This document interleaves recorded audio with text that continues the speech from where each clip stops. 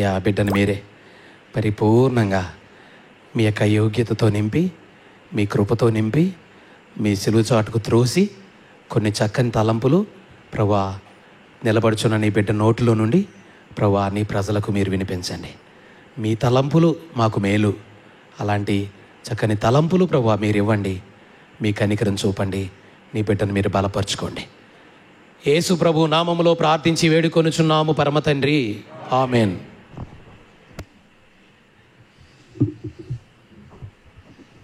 Praise the lord.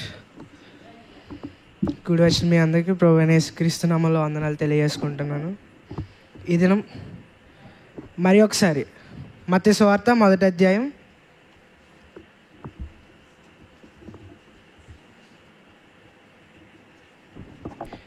18 నుంచి 21 వరకు మార్చి చదువుకుందాం. మత్తయి సువార్త 1వ అధ్యాయం 18వ వచనం నుంచి 21వ వచనం వరకు. యేసుక్రీస్తు జనన విధమెట్టనగా ఆయన తల్లి అయిన మరియా యోసేపునకు ప్రదానం చేయబడిన తరువాత వారేకం కాక మునుపు ఆమె పరిశుద్ధాత్మ వలన గర్భవతిగా ఉండెను.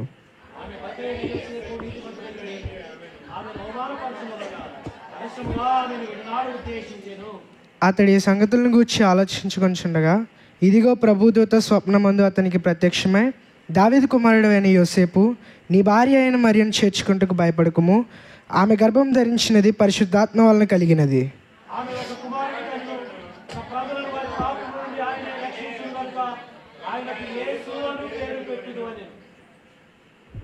ఇక్కడ మనం చదువుకున్న ఈ భాగంలో ఎన్ని క్యారెక్టర్స్ ఉన్నాయి? క్యారెక్టర్స్ మరియా, యోసేపు, పరిశుద్ధాత్మ దేవుడు. దీంట్లో యోసేపు గురించి ఈరోజు మనం ధ్యానం చేసుకుందాం. యోసేపు దేవుడు మరియని ఎందుకు ఎంచుకున్నాడు అనడానికి ఇంకో కారణం కూడా ఉంది. ఎందుకంటే అతడు మరియా ఎంగేజ్ అయింది ఎవరితో? యోసేపుతో. యోసేపు ఎలాంటి వాడని రాయబడి ఉంది? యోసేపు గురించి ఏమని సాక్ష్యం ఇవ్వబడింది పరిశుద్ధమైన గ్రంథంలో? నీతిమంతుడు. నీతిమంతుడు. వేరే వాళ్ళు ఎవరైనా తన భార్యను చేరకుండా ఆమె గర్భవతి అయిందని తెలిసినప్పుడు ఏం చేస్తారు? వేరే వాళ్ళు అయితే పెద్ద గొడవ చేసేస్తారు, అవునా? వదిలేస్తారు. కానీ యోసేపు ఏం చేయాలనుకున్నాడు? రహస్యంగా విడనాడాలనుకున్నాడు. ఎవరికి తెలియకుండా సైలెంట్గా వదిలేద్దాం అనుకున్నాడు. అందుకే యోసేపు నీతిమంతుడు అయ్యాడు. అలా చేస్తాడని తెలుసు. యోసేపు నీతిమంతుడు కాబట్టి అలాంటి గొడవలు ఏం చేయడు కాబట్టి దేవుడు మరియను ఎంచుకోవడానికి అది కూడా ఒక కారణమై ఉంటుందని నేను అనుకుంటున్నాను. ఎందుకంటే యోసేపు నీతిమంతుడు. మనం మన జీవితంలో మన బ్రతుకుల్లో ఎన్నోసార్లు ఎవరైనా తప్పు చేస్తే ఏం చేస్తాం? మనం బయటికి లాక్కొచ్చేసి, జనాల్లోకి లాక్కొచ్చేసి తగులు గొడవలు అన్నీ పెట్టేస్తాం. తగులు అయిపోవాలి, గొడవలు అయిపోవాలి, అన్నీ అయిపోవాలి, అన్నీ సెటిల్ అయిపోవాలి. కానీ యోసేపు అలా చేయాలనుకోలే. రహస్యంగా విడనాడాలనుకున్నాడు. రహస్యంగా వదిలేద్దాం అనుకున్నాడు. రహస్యంగా వదిలేద్దామని దాని గురించి ఆలోచించుకుంటూ పడుకున్నాడు. అంటే యోసేపు ఎంత నీతిమంతుడు అని మనకి ఇలా తెలుస్తుంది. ఇలాగా మనకి తన భార్యను తను ఎరగకుండానే, తను చేరకుండానే కన్యక అని, అప్పుడు దాకా ఉన్న తన భార్య, కన్యకగా ఉన్న భార్య గర్భవతి అయింది అని తెలిసినా కూడా రహస్యంగా వదిలేద్దామని యోసేపు అనుకున్నాడు. ఇదేం క్రిస్మస్ మనకు నేర్పించేది ఇంకొకటి. యోసేపు జీవితంలో నుంచి మనం నీతిమంతులుగా ఉంచుకోవడానికి ఎదుటివారు ఏదో తప్పు చేశారని, ఏదో ఇది చేశారని వాళ్ళని రోడ్డు మీదకి లాక్కొచ్చేసి వాళ్ళని గొడవల కింద పెట్టేసి అక్కడ గొడవలు క్రియేట్ చేసేసి గొడవలు చేయకూడదు. మనం తగ్గించుకోవాలి. దేవుడే చూసుకుంటాడు. తగిన సమయంలో దేవుడు ఇవ్వాల్సిన తీర్పు దేవుడు ఇస్తాడు. ఇంకొకటి, యోసేపు రాత్రి కల్లో ఏమైంది? తర్వాత పడుకున్న తర్వాత ప్రభుదూత వచ్చింది. వచ్చి ఏం చెప్పింది? ఇది పరిశుద్ధాత్మ వల్ల జరిగిన కార్యం, నువ్వు మరియను చేర్చుకో, భయపడగలను. కానీ యోసేపు ఏం చేశాడు? నమ్మాడు. దేవుడి మాటని నమ్మాడు. అది కల కదా అని వదిలేయచ్చు. కల కదా, కల్లోనే స్వప్నమందని రాయబడి ఉంది. కళ అని చెప్పి వదిలేయచ్చు. కానీ యోసేపు అలా వదిలేశాడా? దేవుడి మాటని నమ్మాడు. దేవుడి మాట మీద విశ్వాసం ఉంచాడు. మరియను భార్యగా చేర్చుకోవడానికి ఇష్టపడ్డాడు. తన ఎరగకుండానే గర్భవతి అయిందని తెలిసినా కూడా భార్యగా చేర్చుకోవడానికి ఇష్టపడ్డాడు యోసేపు. ఇంకొకటి, యోసేపు భార్యగా చేర్చుకోవడానికి ఇష్టపడ్డాడు. ఇప్పుడు కలిగిన గర్భం నా వల్ల కాదు కదా అని చెప్పి వదిలేశాడా? కాదు, వదలలేదు. తన భార్యగా చేర్చుకున్నాడు. తనతో పాటే సంఖ్యలో రాయబడడానికి, జనసంఖ్యలో రాయబడడానికి యెరూషలేం వెళ్ళాడు. దావీదు ఊరికి వెళ్ళాడు. తన డెలివరీ సమయంలో కూడా దగ్గర ఉన్నది ఎవరు? యోసేపే. ఆ గర్భం తన వల్ల కలిగింది కాదు కదా, వదిలేయచ్చు. కానీ వదిలేశాడా? వదలలే. దేవుడి మాట మీద ఏముంచాడు? నమ్మిక ఉంచాడు. అతను తన గర్భంలో పెరిగే దేవుడే అని చెప్పి నమ్మాడు. దేవుడు స్వప్నంలో మాట్లాడినా కానీ నమ్మాడు. మన ఈ రోజుల్లో ఏమన్నా అలా చేయగలమంటారా? మనమైతే ఒకసారి ఆలోచించండి, మనమైతే అలా చేయగలమంటారా? యోసేపు అక్కడ కల్లో వచ్చిన దాని గురించే వదిలేయకుండా దాన్ని పాటించాడు కదా. ఇదేనా సేవకుడు ఇక్కడ నిలబడి ఎన్నో మాటలు డైరెక్ట్గా కల్లో కూడా కాదు, డైరెక్ట్గానే మాట్లాడుతున్నాడు. అయినా కానీ మనం వాటిని పాటిస్తున్నాం, వాటిని నమ్ముతున్నామా? నమ్మేవారిగా మనం ఉన్నామా? ఎన్ని సంవత్సరాల నుంచి దైవజనుడు ఇక్కడ గొంతు చించుకొని అరుస్తున్నాడు. చాలా విషయాల్లో, ఒక్క విషయం అని కాదు, చాలా విషయాల్లో ఖచ్చితంగా ఖండిస్తున్నాడు. అయినప్పటికీ కూడా మనం ఇంకా మారట్లే. అక్కడ కల్లో మాట్లాడినందుకే, దేవదూత కల్లో మాట్లాడినందుకే యోసేపు నమ్మాడు కదా. అందుకే యోసేపు నీతిమంతుడని సాక్ష్యం ఇచ్చాడు పరిశుద్ధాత్మ దేవుడు. మత్తయి సువార్త రాసినప్పుడు, పరిశుద్ధాత్మ ప్రేరేపణతో రాసినప్పుడు నీతిమంతుడని రాయబడడానికి పరిశుద్ధాత్మ దేవుడు ప్రేరేపించాడు. అంటే దేవుడు సాక్ష్యం ఇచ్చినట్టే కదా. నీతిమంతుడు యోసేపు అని ఎందుకు అనిపించుకున్నాడు? యేసుప్రభు మాటని నమ్మాడు.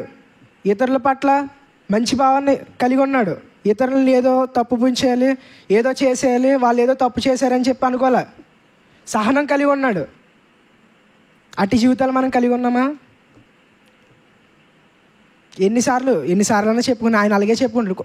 ఎందుకు ఇక్కడ వాక్యం చెప్పిన తర్వాత బయటికి వెళ్ళిన తర్వాత వేరే సహోదరు ఏమన్నా అడిగితే ఆ తొక్కలే, ఆయన పాస్టర్ గారు అలాగే చెప్పుకుంటాడు. అన్నీ పాటిస్తే మనం ఉంటామా? ఈ మాటలు దైవజనుడు చెవుని పడితే అప్పుడప్పుడు పడినప్పుడు ఎంత బాధపడుతుంటాడు. డైరెక్ట్గా దేవుడు తన ఆత్మాభిషేకం ద్వారా ఇక్కడ నుంచోబెట్టి మనతో మాట్లాడినప్పుడు ఆ మాటలకు విధేయత చూపించాలా? అనేక సార్లు మనం చూపించేవారుగా ఉంటున్నామా? అసలు చూపించాము ఎప్పుడన్నా? మారు మనసు పొందకముందు మన జీవితానికి, పొందిన తర్వాత మన జీవితానికి ఏమైనా తేడా ఉందా? మహా అయితే కొంతమంది ఇంట్లో విగ్రహారాధన మానేస్తుంటారు అంతే. మిగతా అన్ని మామూలే. పొద్దున్న లేస్తే బూతు మాటలు, గొడవలు, తగులు అన్నీ మామూలుగానే ఉంటాయి. ఒక్క దేవుడిని మాత్రం నమ్ముకొని ఆ దేవుడిని పూజించడం మాత్రం మానేస్తారు. అంతేనా? క్రిస్మస్ అంటే అంతేనా? క్రైస్తవ జీవితం అంటే అంతేనా? దేవుడిని నమ్ముకోవడం అంటే అంతేనా? దేవుని మాటని, ఈ గ్రంథం దేవుడు మనకి ఎందుకు ఇచ్చాడు? యేసుప్రభుని నమ్ముకుంటే చాలు పరలోకం వచ్చేద్ది అనుకుంటే ఈ గ్రంథం అంతా ఎందుకు? ఈ పత్రికలన్నీ ఎందుకు? ఈ పత్రికల్లో ఉన్నాయన్నీ పాటించాలి కదా. ఈ దేవుడు మన కోసం ప్రేమతో రాసిన ప్రేమ లేఖ అంటారు దీన్ని. భర్త చెప్పిన మాట వినకపోతే భర్తకి కోపం వస్తుందా లేదా? వస్తుందా? అలాగే దేవుడు సంఘానికి భర్త అన్న దేవుడు చెప్పిన మాటలు వినకపోతే దేవుడికి ఎంత కోపం వస్తుంది? సంఘం ఒక స్త్రీ కదా, ఆ స్త్రీ దేవుడు చెప్పిన మాట వినకపోతే దేవుడికి ఎంత కోపం వస్తుంది? వస్తుందా రాదా? ఎన్నోసార్లు ఆయన ఎందుకు వచ్చాడు ఈ భూమి మీదకి? తను తగ్గించుకొని శిలువ మీద తన చేతుల్లో మేకులు, కాళ్ళల్లో మేకులు, తల్లో ముళ్ళు కిరీటం, ఒళ్ళంతా కొరడా దెబ్బలు. ఎందుకు ఇవన్నీ? ఎందుకు? నీ నా పాప క్షమాపణ కోసం, నీ నా రక్షణ కోసం. అవన్నీ మనం పక్కన పెట్టేసి దేవుడు చెప్పిన మాట ఒక్క మాట కూడా లెక్క చేయకుండా ఏదో వస్తున్నామన్న పేరుకి నామకార్థ క్రైస్తవులుగా మిగిలిపోతూ ఎన్ని సంవత్సరాల నుంచి మందిరికి వెళ్తున్నా అదే అలానే ఉంటూ ఏం మారకుండా ఉపయోగం ఏంటి? దేవుడు ఎంత ఏడుస్తుంటాడు పైన మన విషయమే. నా బిడ్డ ఇన్ని సంవత్సరాల నుంచి మందిరంకి వెళ్తుంది కానీ మారలేదు ఇంకా. ఎంత బాధపడుతుంటాడు పరలోకంలో దేవుడు కూర్చొని. తప్పిపోయిన 100 గొర్రెల గురించి ఉన్న 99 గొర్రెల గురించి కంటే తప్పిపోయిన ఒక్క గొర్రె గురించే ఆ గొర్రెల కాపరి బాధపడుతున్నాడు. అలాగే మనం కూడా ఆయన మాటలు విన్నప్పుడు, ఆయన చెప్పిన మాటలు మనం పాటించినప్పుడు, ఆయన మనకిచ్చిన ఈ సూచనలు, ఈ ఆజ్ఞలన్నింటిని పాటించినప్పుడు ఆయన ఎంత బాధపడుతుంటాడు. ఆయన పొందిన గాయాలను రేపేవారిగా ఉంటాం మనం. అక్కడ పొందిన గాయాలను కాదు, ఆ గాయాలను అన్నీ మళ్ళీ తర్వాత చనిపోయి 3వ దినాన్ని తిరిగి లేచాడు. కానీ అయినా కానీ మనం ఈనాటికి కూడా, ఇప్పటికి కూడా ఆయన గాయాలను మనం రేపుతూనే ఉన్నాం. క్రైస్తవులు అని చెప్పుకుంటూ ఇంకా రేపుతూనే ఉన్నాం ఆయన గాయాలని. ఒక్కసారి ఆలోచించండి, మనం క్రైస్తవులమేనా?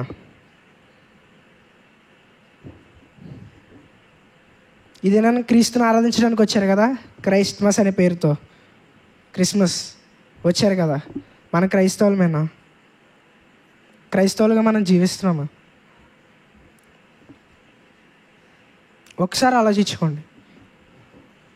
యేసు ప్రభువుని మనం చూపించాలని చెప్పారు కదా ఇందాక. ఎంతమంది చూపించేవారిగా ఉంటున్నారు ఇక్కడ? మనలో యేసు ప్రభుని ఎంతమంది మనలో యేసు ప్రభుని బయట సమాజానికి చూపించేవారిగా ఉంటున్నారు? మనం యేసు ప్రభుని చూపిస్తున్నాం బయట సమాజానికి, బయట చూసేవాళ్ళకి? లేకపోతే దేవుడిని నమ్ముకున్న పేరే కానీ అంత మామూలేనా? ఒక్కసారి మనల్ని మనం పరీక్షించుకుందాం. ఒక్కసారి దేవుడు మన కోసం వచ్చాడు, అది క్రిస్మస్ అంటున్నాం. దేవుడు మన కోసం వచ్చాడు. ఎందుకు వచ్చాడు? మన పాపాలను క్షమించడానికి. శిలువలో ఆఖరి పొట్టు వరకు రక్తాన్ని కార్చాడు. ఆయన చేయాల్సింది చేశాడు, మనం కూడా చేయాలి కదా. ఆయన మాటకి విధేయత చూపించాలి కదా. యోసేపు ఎలా చూపించాడు విధేయత? విధేయత చూపించి యేసుప్రభు పుట్టే వరకు కూడా ఎంతో జాగ్రత్తగా చూశాడు. తర్వాత 30 సంవత్సరాలు తండ్రి దగ్గరే ఉన్నాడు, అప్పుడు కూడా చాలా జాగ్రత్తగా చూశాడు. ఏ మాటను బట్టి? ఆ రాత్రి స్వప్నంలో దేవదూత మాట్లాడిన మాటలను బట్టి. ఎన్ని సంవత్సరాల నుంచి, ఎన్ని ఆదివారాలు, ఎన్ని బలవర్తమానాలు వింటూనే ఉన్నాం మనం వచ్చిన కాడి నుంచి. మనం విన్నాం ఎప్పుడన్నా ఆయన మాటని తృణీకరించామా? లెక్క చేయకుండానే తిరుగుతున్నామా ఇప్పటి వరకు కూడా? లెక్క చేస్తున్నామా? ఒక్కసారి పరీక్షించుకోండి. యోసేపు, అజ్ఞానులు వాళ్ళందరూ కూడా వచ్చి, గొల్లలు వాళ్ళందరూ కూడా వచ్చి ఆయన ఎదుట సాగిలిపడి నమస్కారం చేస్తుంటే యోసేపు కూడా సాగిలిపడి నమస్కారం చేసే ఉంటాడు. ఎంతో సంతోషించి ఉంటాడు. ఎందుకంటే తనకు కాకపోయే తన రక్షకుడిగా పుట్టిన యేసుక్రీస్తు ప్రభువు తన కుమారుడిగా పుట్టినందుకు ఎంతో సంతోషించి ఉంటాడు యోసేపు జీవితం నుంచి. మామూలుగా మనం యోసేపుని నార్మల్గా మరియనే ఎక్కువగా హైలైట్ చేస్తారు. కానీ యోసేపు ఎంత నీతిమంతుడు అని చెప్పి పరిశుద్ధాత్మ దేవుడు ప్రేరేపించి మరీ రాపించాడు యోసేపు గురించి. నీతిమంతుడిగా ఉండి స్వప్నంలో కలిగిన ఆ సందర్భాన్ని బట్టి, ఆ దూత మాట్లాడిన మాటలను బట్టి మరియను తన భార్యగా విన్నాడాలనుకున్న మరియను తన భార్యగా స్వీకరించాడు. భార్యగా స్వీకరించి అప్పటికే గర్భవతి అయిన మరియను ప్రసూతి సమయం వరకు జాగ్రత్తగా చూసుకున్నాడు. డెలివరీ సమయంలో కూడా దగ్గర ఎవరు లేరు, యోసేపు మరియ వాళ్ళిద్దరే ఉన్నారు. ఆ సమయంలో కూడా యోసేపే దగ్గరుండి మొత్తం అన్నీ చూసుకున్నాడు. ఆ యోసేపు జీవితం నుంచి మనం ఇది నా క్రిస్మస్ దినాన్ని నేర్చుకోవాల్సింది ఏంటి? ఏమేమి నేర్చుకోవాలని చెప్పా? ఫస్ట్ వన్, ఎదుటివారిని ప్రేమించి, వాళ్ళు ఏదైనా తప్పు చేస్తే వాళ్ళని క్షమించి, వాళ్ళ కోసం ప్రార్థన చేసి, వాళ్ళని ఏదో తప్పు చేశారని చెప్పి బయటికి తీసుకొచ్చి గొడవల కింద పెట్టకూడదు. మనం వాళ్ళ కోసం ప్రార్థన చేయాలి, వాళ్ళు మారేదాకా వేచి ఉండాలి. రెండవది, ఇంకోటి ఏం చెప్పాను? నీతిమంతుడు. యోసేపు నీతిమంతుడు. మనం నీతిమంతులుగా ఉండాలంటే ఏం చేయాలి? దేవుని మాటను మనం వినాలి. దేవుడు చెప్పిన మాటలన్నింటినీ మనం పాటించాలి. దేవుడు చెప్పిన ఆజ్ఞలన్నింటినీ మనం పాటించాలి. నిజంగా ఈ బైబిల్ అంతటిని పాటిస్తే మనం కూడా యేసుప్రభులానే ఉంటాం. యేసుప్రభుకి మనకి తేడా ఏముంటుంది అప్పుడు? ఒక్కసారి ఆలోచించండి. ఒక్కసారి ఈ బైబిల్ ఉన్న ప్రతి దాన్ని పాటిస్తే యేసుప్రభులానే ఉంటాం కదా మనం కూడా. ఆయన చూపించినట్టే బ్రతుకుతాం కదా మనం కూడా. అంతే కదా. మనలో యేసుప్రభుని ఎందుకు చూడరు మనం ఈ బైబిల్ అంతా పాటిస్తే? ఈ లోకానికి మనం ఎందుకు చూపించలేము యేసుప్రభు అంటే? ఎందుకు చూపించలేకపోతున్నాం? మనలో ఉన్న అవిశ్వాసం, మనలో ఉన్న అజాగ్రత్త, మనలో ఉన్న కేర్లెస్నెస్, ఆయన క్షమించడానికి సిద్ధపాటు కలిగి ఉన్న దేవుడు. ఇది ఒక్కసారికి చేసేసి క్షమాపణ కోరుకుందాం అనుకోండి. ఏం తెలుసు, ఎవరికి తెలుసు, ఇప్పుడే దేవుడిని రావచ్చు.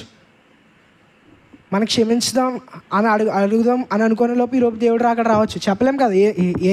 ఆయన దొంగ వచ్చినట్టు వస్తానని చెప్పాడు కదా. ఏ సమయంలో దేవుడు వస్తాడో తెలియదు.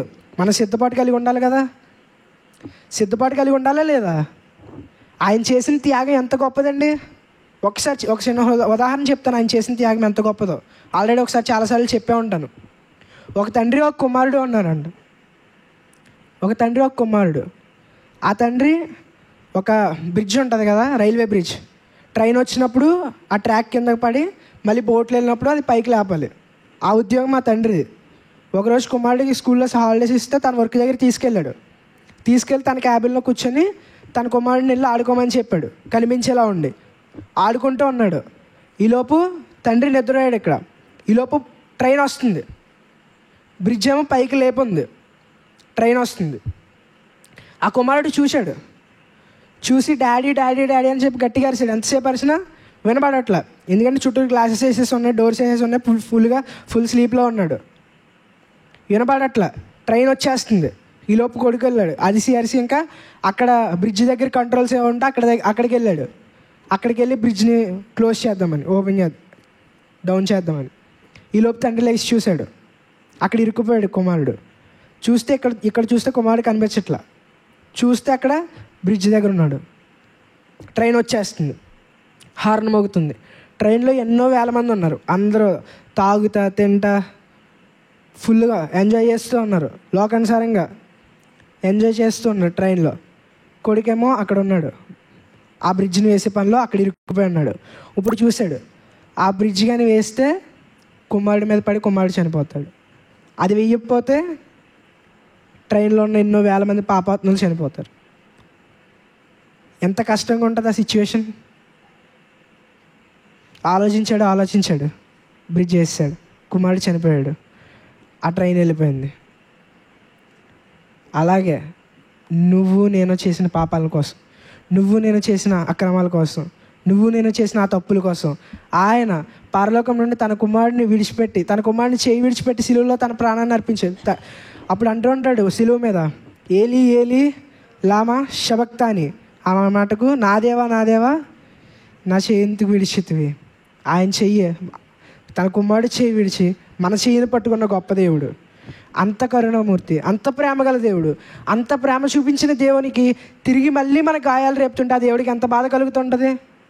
ఈ క్రిస్మస్ పేరు మీద ఎంతమంది ఎన్ని గాయాలు రేపుతున్నారు. క్రిస్మస్ అనేదంట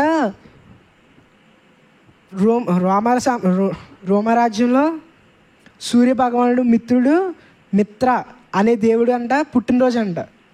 డిసెంబర్ 25 ఆయన రాతి నుంచి పుట్టాడని నమ్ముతారంట.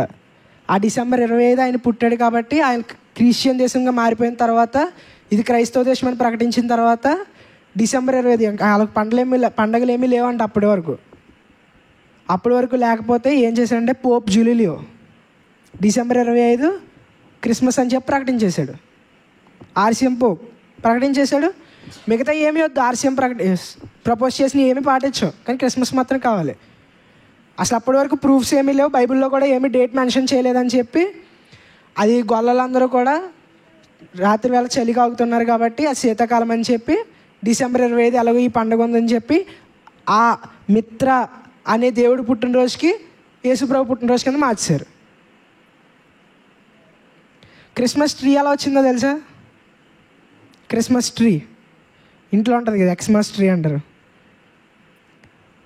సూర్యుడు అంట డిసెంబర్ 21 నుంచి 22 ఈ 2 రోజుల్లో ఏదో ఒక రోజు చాలా తక్కువసేపు కనిపించి మిగతా టైం అంతా నైట్గానే ఉంటుందంట.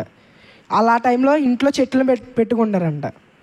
ఎందుకంటే ఆ సూర్యదేవుడు అంట అప్పుడు సిక్ అవుతాడంట.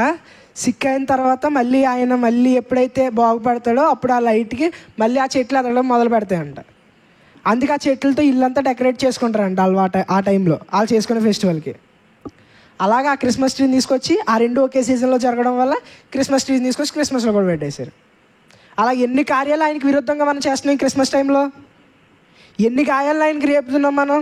ఈ టైంలో ఎంత బాధపడుతుంటాడు ఆ దేవుడు మన గురించి పరలోకంలో. అన్యజనుల సాంప్రదాయాలను తీసుకొచ్చి, అన్యజనులు చేసే పనులు తీసుకొచ్చి క్రిస్మస్లో పెట్టి ఇన్ని చేస్తుంటే ఆ దేవుడు ఎంత బాధపడుతుంటాడు? తన కుమారుడు చేయి విడిచిపెట్టి, తన కుమారుడు ప్రాణాన్ని శిలువలో వదిలిపెట్టి మనల్ని పట్టుకోవడానికి సిద్ధపడిన దేవుడు, మన చేయి పట్టుకోవడానికి ఆయన కుమారుడు చేయి విడిచిపెట్టిన దేవుడు ఎంత బాధపడుతుంటాడు మన విషయంలో? ఆయన గాయాలు రేపేవారుగా మనం ఉందామా? మనం మార్చుకుందాం ఈ క్రిస్మస్ దినానైనా, ఇప్పటి నుంచి అయినా.